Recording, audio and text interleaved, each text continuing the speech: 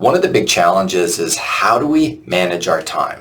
How do we structure our day, our week? How do we prioritize all of the stuff that we got going on?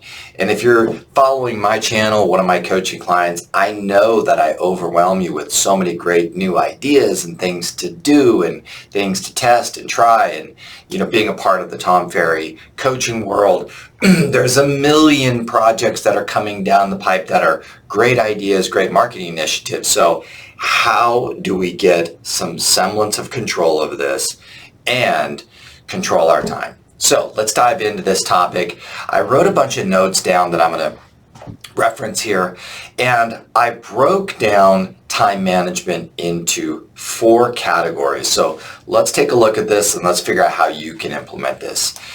One of my great Tom Ferry coaches, shout out to Mike Shum, and him and I and my business partner Kai and I were on the phone with Mike, and Mike said to both of us in a coaching session, all right guys, how much time this week are you going to work on your business? Now, both of us were like, what are you talking about? Because we're working, 12-hour days, 6-7 days a week. We're working in the business all the time. And he says, no, you're not. You're working in your business, not on your business.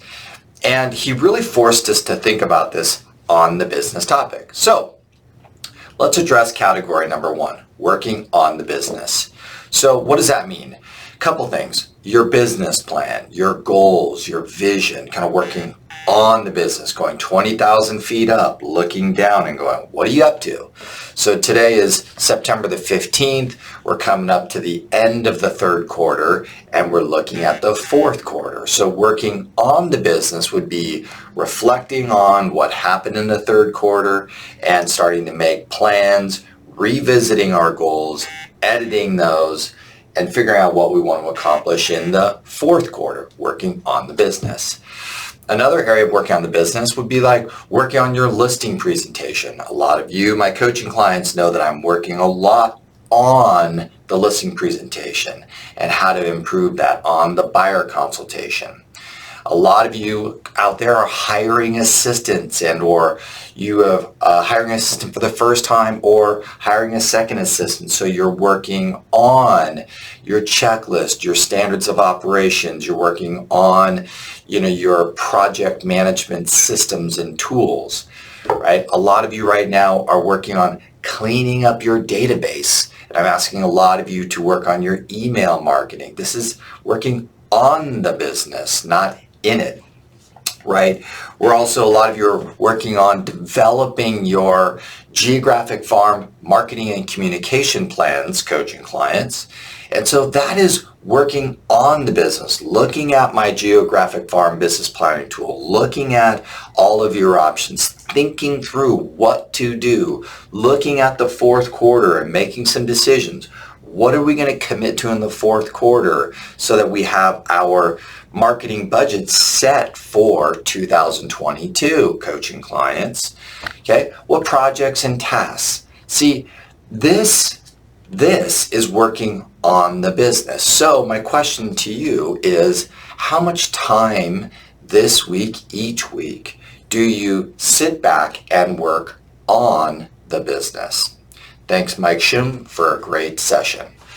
Let's take a look at number 2, which is working in the business. Now, this is where all of you are. If you're a busy real estate agent, you're providing customer service for your existing customers, your buyers and your sellers. You're working on the administrations of your existing, under contracts and escrows, and you're following up with appointments for appraisals and for, inspections, and you're doing research for clients, and you're preparing for listing appointments and preparing for showing appointments and setting up showing appointments, and you're meeting with your staff.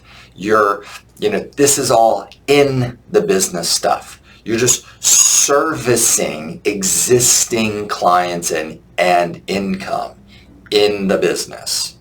Okay. Number 3 is income producing activities. Okay. income producing activities, shout out to my father who really brought this to the table. And he said, income producing activities is 5 things: prospecting for new business, doing lead follow-up, qualifying your appointments, buyer and seller appointments, and negotiating contracts. And he said, and he said 75% of your day and time should be on income producing activity. Now, most agents, you're spending maybe 25% of your time on income producing activities. You're spending a majority of your time working in the business, servicing, loving on, taking care of, researching for. You're kind of in the business. Very little time on the business. So we really need a balance between the 3. A couple additional things on the income producing activities that I wrote down, which, shout out to my big brother Tom, which is if you are doing marketing, and the way that I love the way that Tom defines marketing is marketing designed to create appointments. So if you're doing marketing and messaging that's designed to create conversations and appointments, I would say that's income producing activity. Okay, a lot of you checked out some of my text message videos where a text message is an invitation to have a conversation. I would consider that an income producing activity. Another thing that I wrote down, 2 things I wrote down for income producing activity is interviewing and recruiting. So interviewing and recruiting right now are 2 big topics for creating income. And then another one I wrote down is networking. So if you're networking, that is income producing activity. For example, we've got the Tom Ferry Success Summit coming up. And for a lot of agents, agent referrals is a big deal in their business. So going and networking in an environment with a bunch of great agents from all over the country, deepening relationships, building your brand, and establishing more agent referrals, that's an income producing activity as well. So let's take a look at number 4, which the 4th thing that I see that we should be focused on is professional development. Professional development. What am I talking about? So one of my favorite people on the planet is Jay Abraham, as most of you know, and he said, study your industry inside and out. Know everything about your industry, your product, your service, everything inside and out. And then once you're done studying yours inside and out, go study all the other industries and look for things that other industries do that is not happening in yours, so you can bring those things back into yours to create a competitive advantage. Now, this is brilliant, but I will tell you, I don't see enough of my coaching clients, my real estate friends. I don't think you've studied your industry inside and out yet. So what am I talking about with professional development? Skill acquisition, right? I love the term skill acquisition. What skills have you acquired in the 3rd quarter of 2021? What skills have you acquired so far this year? What do you mean skills? What do you mean, what do I mean?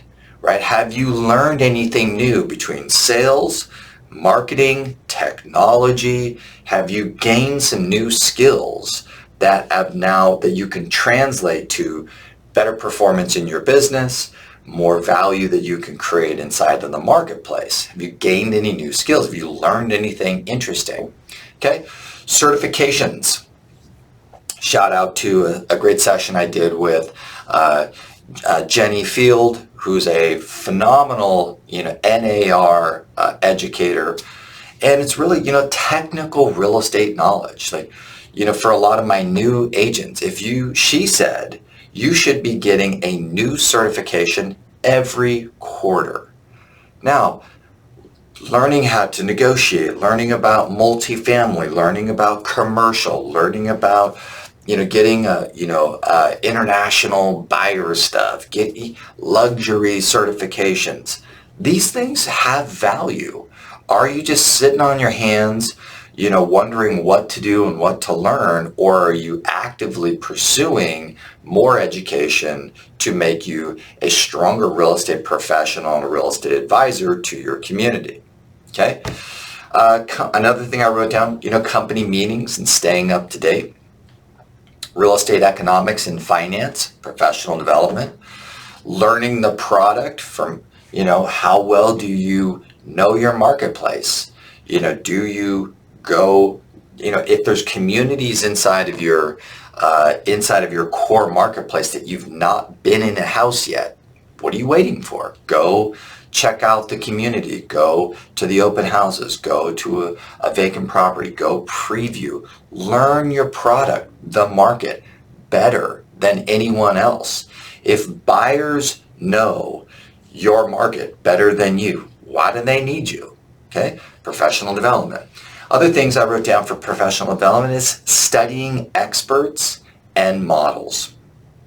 We all know that looking at what other people do who are super successful and modeling what they do and figuring out how to implement for yourself is a very powerful and fast way to be able to, increase results and to, develop skills.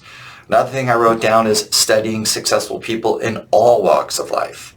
So, shout out to my father, who really instilled in all of us that we should be studying and reading more biographies of some of the most successful people in the world.